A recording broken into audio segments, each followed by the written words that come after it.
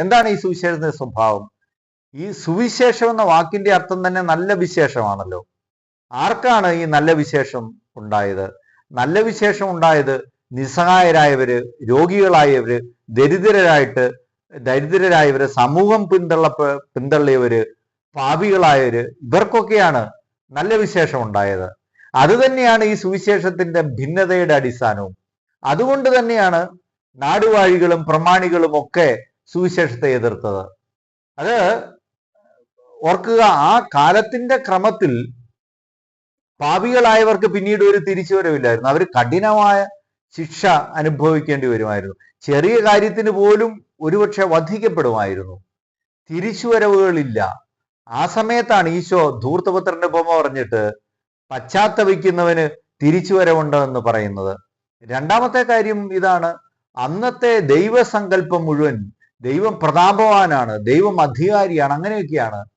ഈശോയാണ് സാക്ഷാൽ ദൈവം തമ്പുരാൻ, ദൈവത്തിന്റെ പുത്രൻ വന്നിട്ടാണ് ദൈവം സ്നേഹമുള്ള പിതാവാണ് എന്ന് പറഞ്ഞത്, ക്ഷമിക്കുന്നവനാണ് എന്ന് പറഞ്ഞത്. അതുകൂടാതെ അങ്ങേയറ്റത്തേക്ക് എന്നിട്ട് ഒരു മതത്തിലും മറ്റൊരു സ്ഥലത്തും കാണാത്ത കാര്യം ഈശോ പറഞ്ഞു, ദൈവം നിന്റെ സുഹൃത്താണ്. അതുകൊണ്ട് ഈശോ പറഞ്ഞു, ഞാൻ നിങ്ങളെ ദാസരെന്ന് വിളിക്കുകയില്ല, ഞാന് നിങ്ങളെ സ്നേഹിതന്മാരെന്ന് വിളിച്ചു, പിതാവ് ചെയ്യുന്നതെല്ലാം ഞാൻ നിങ്ങൾക്ക് കാണിച്ചു തന്നു. അപ്പോ ഈശോ ദൈവം തമ്പുരാൻ നമ്മുടെ സ്നേഹിതനാണ് എന്നുള്ളതാണ് ഈ സുവിശേഷത്തിന്റെ ഏറ്റവും വലിയത്. അതാണ് ഏറ്റവും വലിയ ഉറപ്പ്, ഏറ്റവും വലിയ ആശ്രയത്വം. ദൈവം എന്റെ സുഹൃത്താണ്, ഗോഡ് ഈസ് മൈ ഫ്രണ്ട്.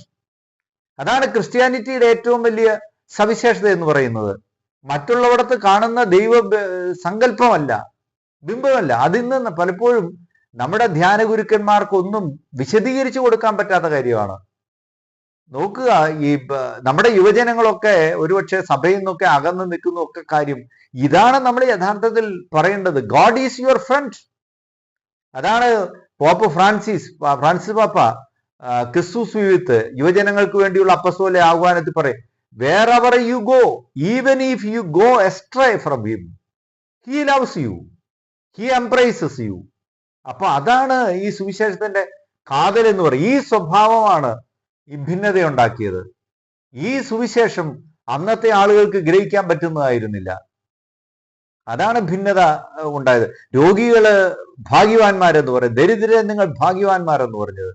അന്നത്തെ കാലഘട്ടത്തിൽ ദരിദ്രനായിരിക്കുന്നു എന്ന് പറയുന്നത് അത് ദൈവം അങ്ങനെ ആക്കിയിരിക്കുന്നതാണ്. കാരണം അവർക്ക് ശാപത്തിൽപ്പെട്ടവരാണ്, ദൈവം ശിക്ഷിച്ചിരിക്കുന്നവരാ എന്നൊക്കെയായിരുന്നു വിചാരം. അപ്പോഴാണ് പറയുന്നത് ദരിദ്രർ ദൈവത്തിന്റെ കൃപാകടാക്ഷം നേടിയവരാണ്. ലാസറിന്റെ ദൈവത്തിന്റെ മടിയിലിരിക്കുന്ന ലാസറിനെ കുറിച്ച് പറയുന്നു. ചുങ്കക്കാരൻ ഫരിസേയനേക്കാൾ നീതീകരിക്കപ്പെട്ടവനായി എന്ന് പറയുന്നു. ഇതൊക്കെ ആർക്കാണ് ഇഷ്ടപ്പെടുന്നത്? ഇതൊക്കെയാണ് ഭിന്നത ഉണ്ടാക്കുന്നത്. അപ്പോൾ ഈശോ ഇവിടെ പറഞ്ഞ കാര്യം, മകൾ അമ്മയ്ക്കെതിരെ തിരിയും, മരുമകൾ അമ്മായിമ്മയ്ക്കെതിരെ തിരിയും എന്നൊക്കെ പറഞ്ഞത് ആദിമ ക്രൈസ്തവ സമൂഹത്തിൽ നടന്ന കാര്യമാണ്. ഒരേ കുടുംബത്തിൽ തന്നെ ഈശോയിൽ വിശ്വസിക്കുന്നവരും യഹൂദ വിശ്വാസികളും ഒക്കെ ഉണ്ടായിരുന്നു. അപ്പോൾ ഇവരെയെല്ലാം എതിർത്തിരുന്നു. ഈ സുവിശേഷത്തിന്റെ നല്ല വിശേഷത്തിന്റെ പ്രത്യേകത കാരണം അതിനെ അവർക്ക് ഉൾക്കൊള്ളാൻ പറ്റാത്തതുകൊണ്ട് എതിർത്തിരുന്നു. അപ്പോൾ അതാണ് ഈശോ പറയാൻ, വാളെന്ന് പറയുന്നത് ഭിന്നതയുടെ പ്രതീകമാണ്. അല്ലാതെ അത് അക്ഷരാർത്ഥത്തിൽ മറ്റുള്ളൊരു ചിലരൊക്കെ വ്യാഖ്യാനിക്കുന്ന പോലെ വാളല്ല, വാള് കൊണ്ടുവരുന്നതല്ല. അത് ഭിന്നതയുടെ അടയാളത്തെ സൂചിപ്പിക്കാൻ വേണ്ടി ഈശോ അത് പറയുന്നുള്ളത്. പിന്നീട് നമ്മൾ ഈ സുവിശേഷത്തിനെ കാണുന്നുണ്ടല്ലോ. ഒരു സ്ഥലത്ത് യോഹന്നാൻ സുവിശേഷം 9-ാം അധ്യായത്തിൽ ഈശോ ഒരന്ധനെ സുഖപ്പെടുത്തി കഴിഞ്ഞിട്ട് സംഭവിക്കുന്നത്, അവനെ സിനഗോഗിൽ നിന്ന് പുറത്താക്കിയവര്. അതിനുശേഷം അപ്പനോടും അമ്മയോടും ചോദിക്കുകയാണ്, ഇവൻ നിന്റെ മകനാണോ, എങ്ങനെയാണ് ഇവൻ സുഖപ്പെട്ടത് എന്ന് ചോദിക്കുമ്പോൾ അവർ തള്ളിപ്പറയാണ്. കാരണം അവരും പുറത്താകുമെന്നുള്ള ഭീതി കാരണം. അപ്പോൾ ഈ ഭിന്നത എല്ലാം ആദിമ കാലത്ത് ഉണ്ടായിരുന്നു. അതിനെക്കുറിച്ചാണ് ഈശോയോട് പറയുന്നത്. പക്ഷേ പ്രിയപ്പെട്ടവരെ, ഇതിന്റെ രണ്ടാം വശത്ത് നമ്മൾ ഓർക്കുക, ഈ ഭിന്നതയാണ് ലോകത്തെ, ഈ സുവിശേഷത്തിന്റെ പ്രത്യേകതയാണ് ലോകത്തെ ഇന്ന് നമുക്ക് ജീവിക്കാൻ കൊള്ളാവുന്ന നാടാക്കി മാറ്റിയിരിക്കുന്നത്.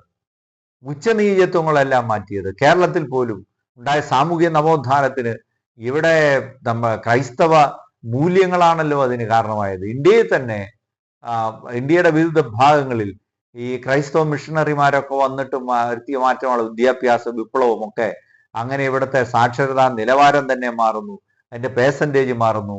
കോളേജുകളിൽ നേരത്തെ 1901 കാലഘട്ടത്തിലൊക്കെ ഇന്ത്യയിൽ സ്ത്രീ സാക്ഷരതയുടെ ശതമാനം എന്ന് പറയുന്നത് 1% തന്നെ താഴെയായിരുന്നു.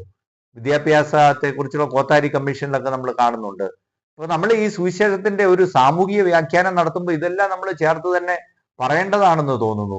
അപ്പോ പിന്നീട് ഈ മിഷണറിമാരുടെ പ്രവർത്തനത്തിന്റെ ഫലമായിട്ടാണ് ഇതെല്ലാം മാറി വരുന്നത്. അപ്പൊ സുവിശേഷ മൂല്യങ്ങൾ ലോകത്തെ മുഴുവൻ വളരെ വലിയ രീതിയിൽ മാറ്റുകയാണ്, മനുഷ്യ മഹത്വം പ്രഘോഷിക്കുകയാണ്. Subscribe now and press the bell icon. Never miss an update.